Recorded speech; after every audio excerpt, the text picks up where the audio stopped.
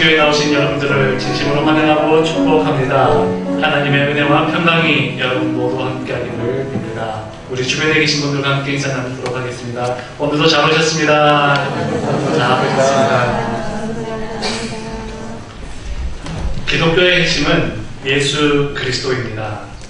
구약 성경이 가르치고 그리고 가리키고 있는 분은 바로 예수님입니다.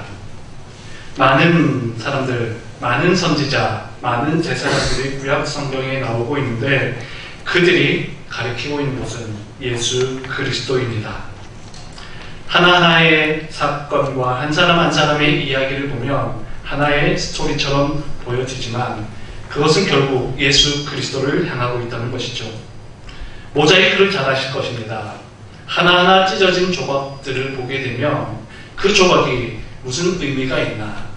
점 하나와 같은 작고 그렇게 보잘것없는 그 한 조각들이 무슨 의미가 있나 싶을 때가 있지만 그러나 그 모자이크의 한 조각 한 조각이 모여져서 아름다운 작품을 만들 수 있습니다.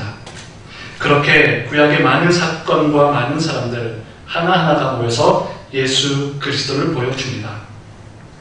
그리고 예수님이 이 땅에 오셔서 새로운 세상, 새로운 역사를 펼쳐가기 시작합니다.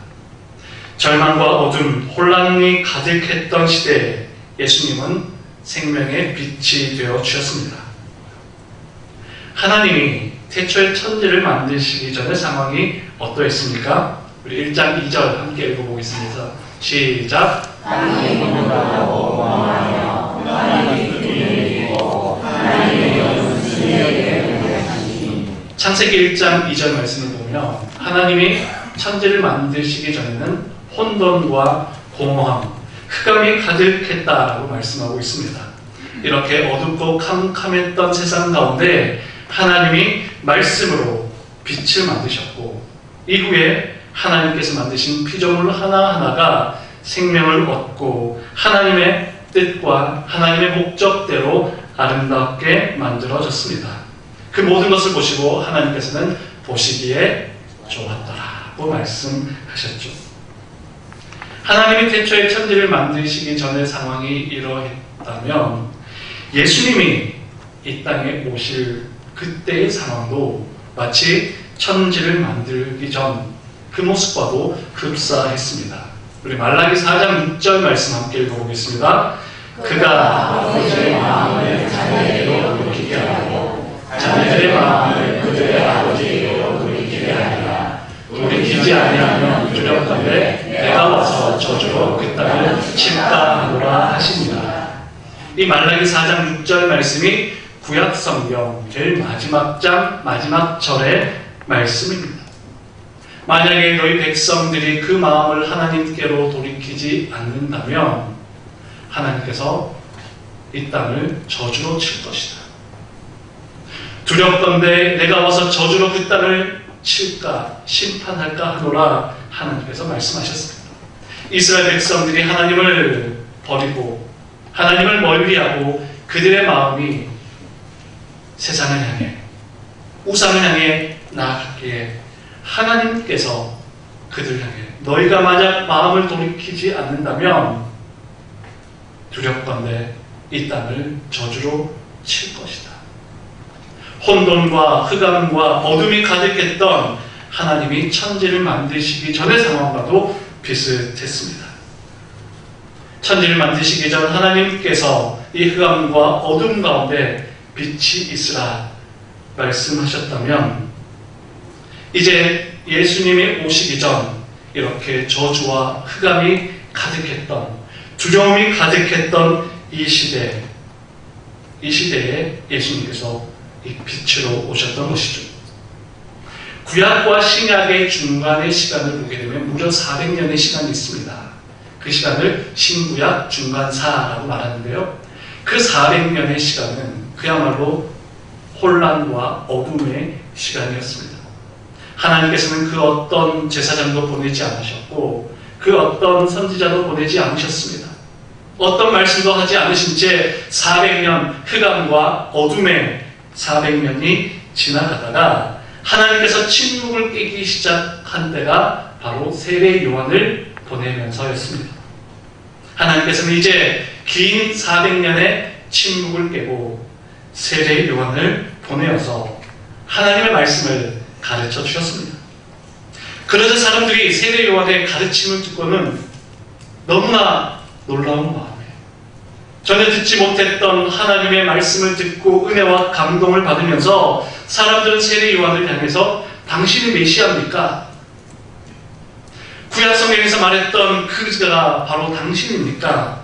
사람들이 세례 요한을 보며 그렇게 질문했습니다. 그래서 세례 요한은 뭐라고 대답합니까? 내가 아니다. 내가 아니라 내 뒤에 오시는 이가 바로 그분이시다. 말씀합니다. 내 뒤에 오시는 그분이 누구입니까? 바로 예수 그리스도이죠. 이렇게 예수님께서 이 땅에 오신 것을 사도 요한은 오늘 본문에 나와 있듯이 말씀이 육신이 되어 우리 가운데 거하셨다 말씀합니다. 예수님은 하나님의 말씀이 육신이 되어 이 땅에 오신 분입니다. 하나님의 말씀은 창조의 능력이 있고 구원의 능력이 있습니다. 말씀으로 천지를 만드실 때에 그때 예수님께서도 하나님과 함께 그곳에 계셨습니다.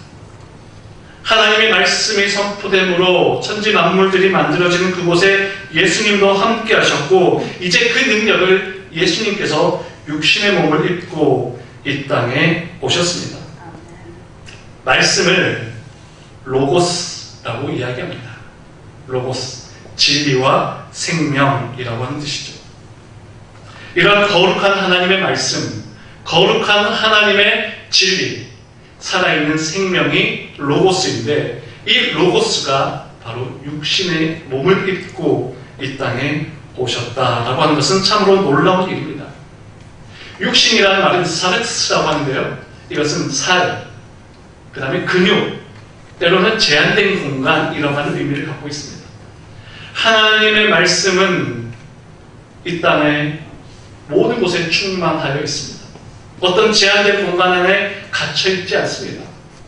세상 가운데 충만한 하나님의 말씀이 이제 육신의 몸을 입고 사르스라고 하는 그 몸을 입고 제한된 공간으로 오셨다. 이것은 신비 중의 신비입니다. 이렇게 오신 것은 바로 사람을 구원하기 위해 이 땅에 오셨다는 것이죠. 기독교와 타종교의 차이가 여러 가지가 많이 있겠지만 타종교는 사람이 신에게로 다가가는 종교입니다. 사람이 고행을 하고 수고하고 노력해서 정성을 다함으로 그 신을 감동시켜서 사람의 노력으로 신에게 조금씩 다가갑니다. 그렇게 노력해서 신에게 다가간 것을 보고 그 신은 감동해서 어휴 네가 나에게까지 오느라 정말 수고 많았구나. 내가 그 정성을 보아 너에게 복을 내려주겠다. 네가 여기까지 오느라 얼마나 고생 많이 했니? 그 정성 내가 기억해서 네가 원하는 것을 내가 들어주겠다 라고 하는 것이 다른 종교라면 기독교는 반대입니다. 기독교는 하나님이 사람에게 다가오신 진리입니다. 기독교는 사람이 먼저 하나님께 가는 것이 아니라 사람이 예수님에게 가는 것이 아니라 예수님이 사람에게 오신 진리입니다. 그래서 사랑이라고 하죠. 하나님께서 우리를 사랑하셔서 이 땅에 예수 그리스도를 보내주셨습니다. 그리고 말씀이 육신이 되어 이 땅에 오셨다는 것은 사람들이 육신으로 오신 예수 그리스도를 보다 구체적으로 보고 하나님의 말씀을 깨닫고 하나님의 진리를 깨달을 수 있도록 육신의 몸을 입고 오신 분이기 때문에 누구도 부정할 수 없고 부인할 수 없는 하나님의 말씀, 예수님의 사랑을 직접 경험할 수 있도록 은혜를 베풀어 주셨던 것입니다. 하나님의 말씀이 우리와 함께하므로 우리는 날마다 로고스의 삶을 살아갈 수 있습니다. 선포되어지는 말씀을 통해 우리가 하나님을 알게 됩니다. 기록된 로고스, 기록된 말씀을 통해 우리는 성경을 읽으며 하나님을 알아갈 수 있습니다. 그런데 오늘은 여기 한 가지 더 특별한 의미를 부여하여서 우리 이원승 집사님께서 이곳까지 오셨는데요. 로고스 플레이, 하나님의 말씀이 살아서 우리 삶 속에 함께하고 있음을 간증을 통해서, 또 로고스 플레이라고 하는 그런 역할극을 통해서 우리 속에 살아있는 하나님의 말씀을 다시금 경험하는 시간이 되게 될 것입니다. 하나님께서 우리에게 다가오실 때는 항상 말씀으로 다가오십니다. 예수 그리스도가 말씀이 되어 우리에게 오셨고, 선포된 말씀을 통해 우리에게 오시며, 기록된 말씀을 통해 오십니다.